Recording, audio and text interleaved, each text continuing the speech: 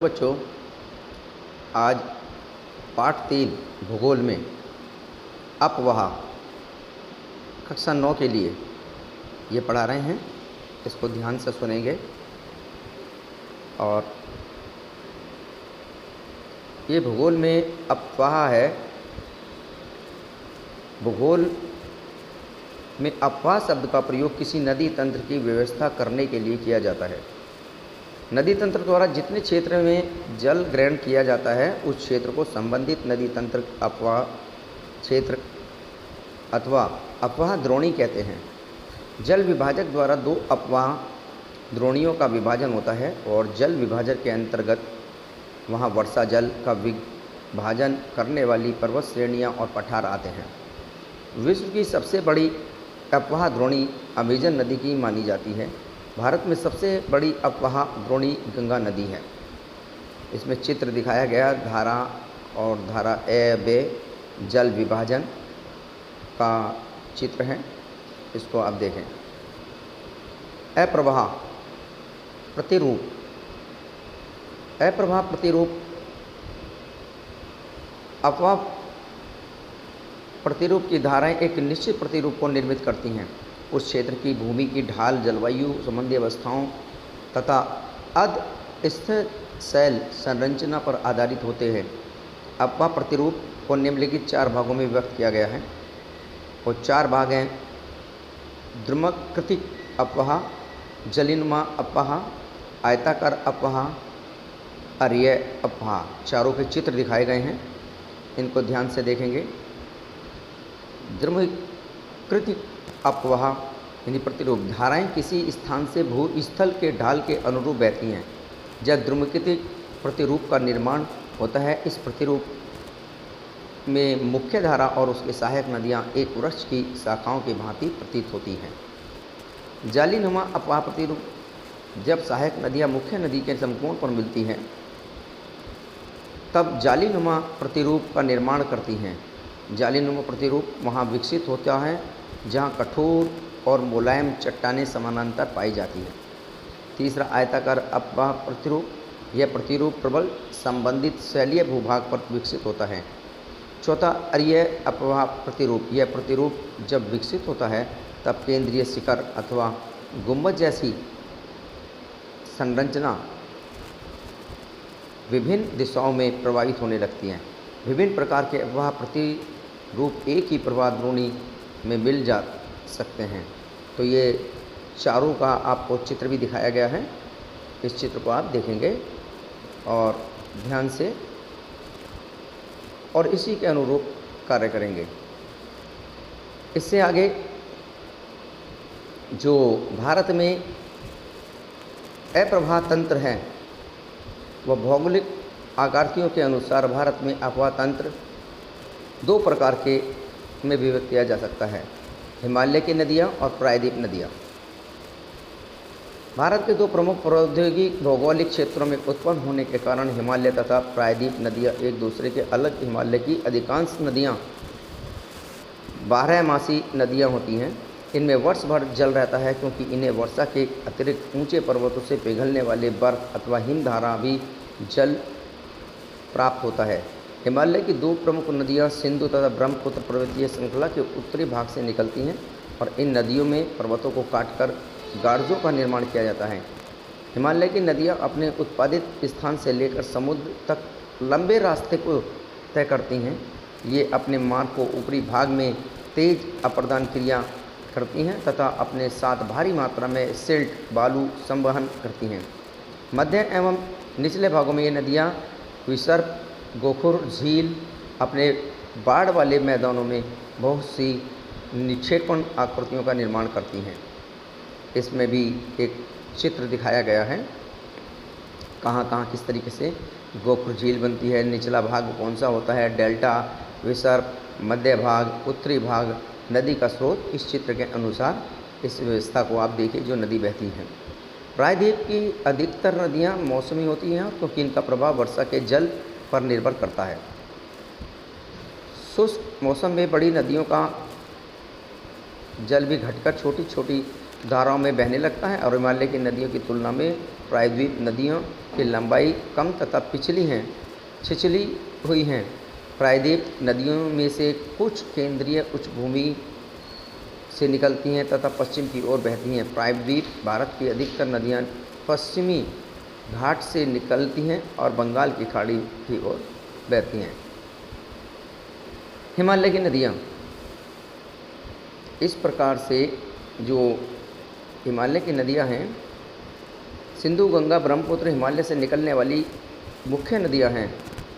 ये नदियाँ लंबी हैं, अनेक महत्वपूर्ण एवं बड़ी सहायक नदियाँ हैं। इनमें मिलती हैं किसी नदी तथा सहायक नदी को नदी तंत्र कहते हैं। सिंधु नदी तंत्र, सिंधु नदी का उद्गम तिब्बत से मानसरोवर झील के पास है। तिब्बत से इस नदी को सिंगी खम्बान कहा जाता है। यह नदी अपने उद्गम स्थान से पश्चिम दिशा में बहती है। भारत में इसका प्रवेश जम्मू कश्मीर से होता है। इस क्षेत्र में जास्कर, नुब्रा, श्योक तथा हुंजा जैसे सहायक नदियाँ इसमें मिलती हैं और सिंधु नदी पाकिस्तान, बलूचिस्तान और गिलगिट से बहते हुए अटक के पर्वतीय क्षेत्रों में बाहर निकलती हैं। इसकी प्रमुख सहायक नदियों में सतलज, व्यास, रावी, चेनाब, झेलम आपस में पठानकोट पाकिस्तान के पास मिलती हैं। इसके बाद सिंधु नदी तंत्र के बहाव की दिशा परिवर्तित हो जाती है और इसके फलस्वरूप ये दक्षिण की ओर बहने लगती हैं। अंत में कराची से पूर्व दिशा की ओर अरब सागर में मिल जाती हैं। सिंधु की नदी की विश्व की सबसे लंबी नदियों में से एक है। यह 2900 किलोमीटर लंबी है, जिसमें भारत में इसकी लंबाई 1114 किलोमीटर है। सिंधु नदी का अपवाह क्षेत्र 11,65,000 वर्ग किलोमीटर है। सिंधु द्रोणी का 1/3 से अधिक हिस्सा भारत के जम्मू कश्मीर, हिमाचल प्रदेश, पंजाब के अपवाह क्षेत्र में है। शेष भाग पाकिस्तान में है। दोनों देशों ने जल विवाद से बचने के लिए सन 1960 में इस संधि पर हस्ताक्षर किए थे। अब आता है गंगा नदी का तंत्र। गंगा नदी अपनी जल प्रणाली सांस्कृतिक महत्व के कारण भारत के सर्वाधिक महत्वपूर्ण है। यह नदी उत्तराखंड के उत्तरकाशी जिले में समीप गौमुख हिमनद के निकलती है और यहाँ भागीरथी के नाम से जानी जाती है। देवप्राय में यह अलकनंदा नदी से मिलकर गंगा नदी के जानी जाती है। हरिद्वार के पास गंगा नदी पर्वतीय क्षेत्र भाग को छोड़कर मैदानी भाग में प्रवेश करती है। गंगा नदी लंबाई 2500 किलोमीटर है। इसमें यमुना, घाघरा, गंडक और कोसी जैसी प्रमुख नदियां आकर मिल जाती हैं। ये सभी नदियां सहायक नदियां हिमालय पर्वत श्रृंखला से निकलती हैं। ये गंगा के दाहिने किनारे पर समानांतर बहती हैं। घाघरा, गंडक और कोसी के उद्गम नेपाल में हिमालय से हुआ है। यमुना इलाहाबाद, प्रयागराज उत्तर प्रदेश में गंगा से मिल जाती हैं और यमुना नदी हिमालय के यमुनोत्री हिमानी से निकलती है। यमुना गंगा की सबसे बड़ी सहायक नदी के रूप में जानी जाती है। प्रायद्वीप उच्च भूमि में गंगा की प्रमुख सहायक नदियों में से चंबल, बेतवा और सोन सम्मिलित होती हैं। ये नदियाँ अर्ध शुष्क सेमी एरिड क्षेत्रों से निकलती हैं। इन नदियों की लंबाई कम होने के कारण साथ इनमें पानी की मात्रा भी कम होती रहती है। गंगा नदी अपनी सहायक नदियों के जल के साथ पश्चिम से पूर्व दिशा की ओर फरक्का, पश्चिम बंगाल तथा बहती हैं। फरक्का गंगा नदी डेल्टा का सर्वाधिक उत्तरी बिंदु है। फरक्का से प्रवेश कर गंगा नदी दो भागों में विभक्त हो जाती हैं। इसमें इसकी एक वितरणी भागीरथी और हुगली दक्षिण दिशा में बहती है, बंगाल की खाड़ी में मिल जाती है। गंगा मुख्यतः धारा दक्षिण की ओर बहती हुई बांग्लादेश में प्रवेश करती है, जो ब्रह्मपुत्र के नाम नदी में मिलती है। गंगा और ब्रह्मपुत्र नदी के इस संगम को समुद्र में विलीन होने से पूर्व मेघना नाम से जाना जाता है। अंततः इन नदियों की विशाल जल शैली बंगाल की खाड़ी में मिल जाती है और इन नदियों के द्वारा बनाए गए डेल्टा को सुंदरबन डेल्टा के नाम से जाना जाता है। तो इस प्रकार से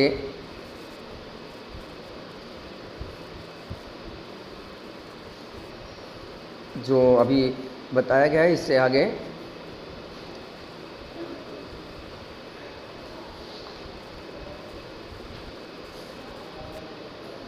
प्रमुख नदियों के विषय में और प्रायद्वीप नदियाँ भी इसमें सम्मिलित होती हैं। जल विभाजक निर्माण पश्चिम घाट द्वारा होता है। पश्चिम तट के समीप उत्तर से दक्षिण की ओर स्थित प्रायद्वीप भाग होता है।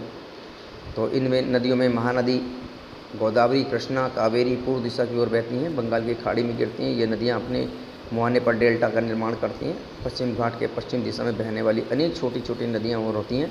नर्मदा, तापी, ये ही दो बड़ी नदियाँ हैं जो पश्चिम की ओर बहती हैं, ज्वारदत्त का निर्माण करती हैं। प्रायद्वीप नदियाँ अपवाह, द्रोणियाँ आकार अपेक्षाकृत छोटी और प्रायद्वीप नदियों के मुख्य द्रोणी पर निम्नलिखित होती हैं, जैसे नर्मदा, तापी द्रोणी, गोदावरी द्रोणी, महानदी द्रोणी, कृष्णा द्रोणी, कावेरी द्रोणी। जैसे कृष्णा द्रोणी महाराष्ट्र के पश्चिम घाट में महाबलेश्वर के निकट एक स्रोत है से निकलकर कृष्णा लगभग 1400 किलोमीटर बहकर बंगाल की खाड़ी में गिरती हैं। तुंगभद्रा, कोयना, घाट प्रभा, मूसी तथा भीमा इसकी कुछ सहायक नदियां हैं।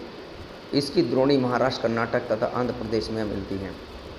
इसी प्रकार महानदी है। महानदी का उद्गम छत्तीसगढ़ के उच्च भूमि से होता है और ये ओडिशा में बहते हुए बंगाल की खाड़ी में मिल जाती है। इस नदी की लंबाई 860 किलोमीटर है।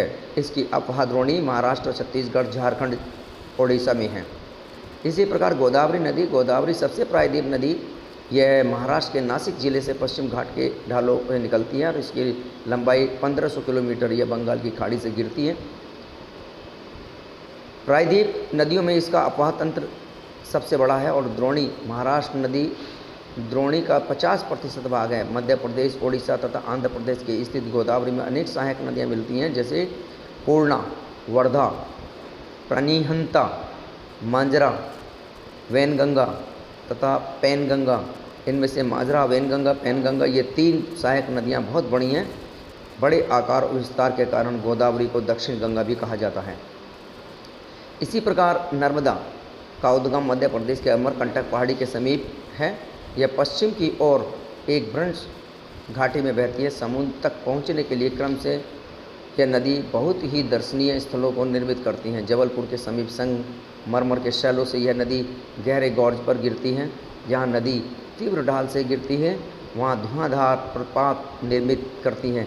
नर्मदा की सभी सहायक नदियाँ बहुत छोटी हैं। इसमें से अधिकांश समकोण पर मुख्य धारा से मिलती हैं। नर्मदा त्रोड़ी मध्य प्रदेश और गुजरात के कुछ भागों को विस्तृत करती हैं। इसी प्रकार ताप्ती नदी भी। ठीक इसी प्रकार झीलें होती हैं।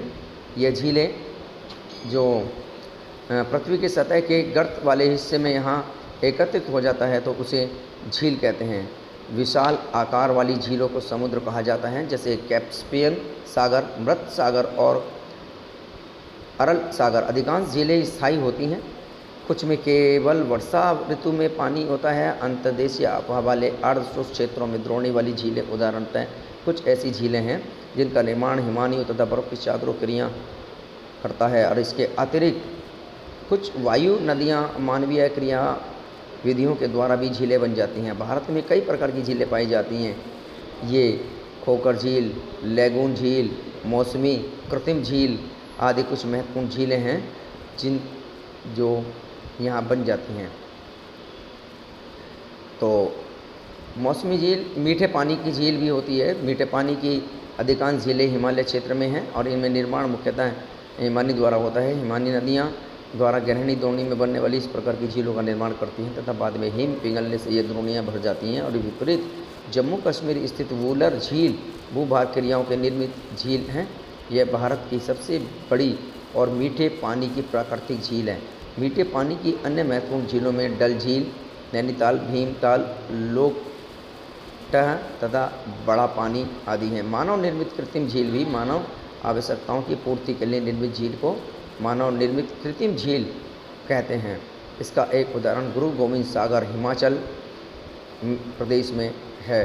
काफ़ी बड़ा क्षेत्र है और गहराई कम है इसकी। तो झीलों का महत्व भारत में और मानव जाति के लिए बहुत अधिक लाभदायक है। ये नदियाँ बहाव को सुचारू रूप से बनाने में सहायक होती हैं और बहुत अधिक वर्षा और सूखा हो इन दोनों ही स्थितियों में हमारे लिए लाभप्रद होती हैं। अत्यधिक वर्षा के समय यहाँ से बाढ़ को रोकती हैं, वहीं सूखे मौसम पानी के बहाव और संतुलित करती हैं। झीलों का प्रयोग जल विद्युत और उत्पन्न करने के लिए किया जाता है। ये जलीय तंत्र को संतुलित रखने के लिए आसपास क्षेत्रीय जलवायु को भी विकसित करते हैं। तो इस प्रकार से आगे जो बताया जा रहा है इसमें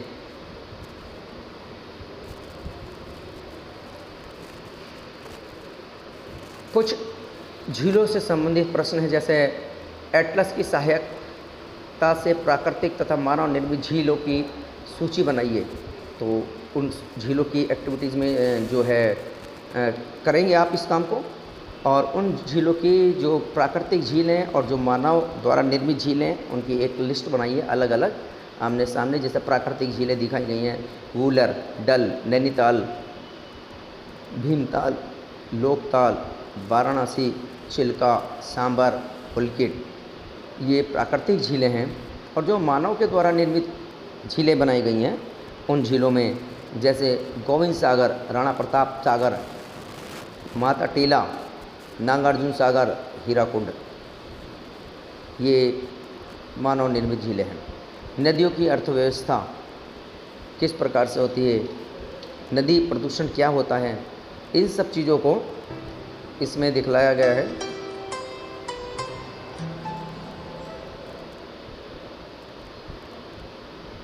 तो इन झीलों को आप जो देखेंगे इसके कुछ प्रश्न दिए गए हैं, इन प्रश्नों को आप करेंगे।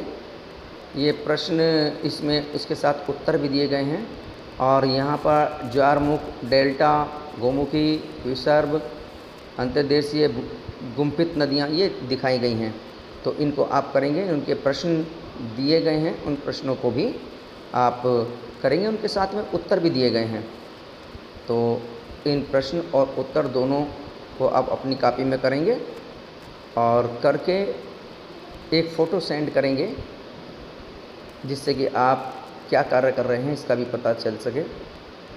हिमालय से निकलने वाली नदियाँ और प्रायद्वीप नदियों में क्या अंतर होता है, दोनों इसमें दिखाए गए हैं। इसको अपनी कॉपी में लिखेंगे। इसमें कुछ प्रश्न हैं, उन प्रश्नों का उत्तर भी दिया गया है, वो करेंगे। इसके अलावा भी और बहुत सारे प्रश्न हैं, इनको भी आप करेंगे, क्योंकि संभव नहीं हो पाता कि सारे प्रश्नों का उत्तर आप हम आपको कराएं। तो इस प्रकार से आज का काम ये पूर्ण होता है और इसको आप अपने कॉपी में कीजिएगा। कुछ और बहुत सारे प्रश्न हैं, उनको भी अपने कोशिश कीजिए अपने आप करें। ठीक है, तो आज का काम पूरा होता है।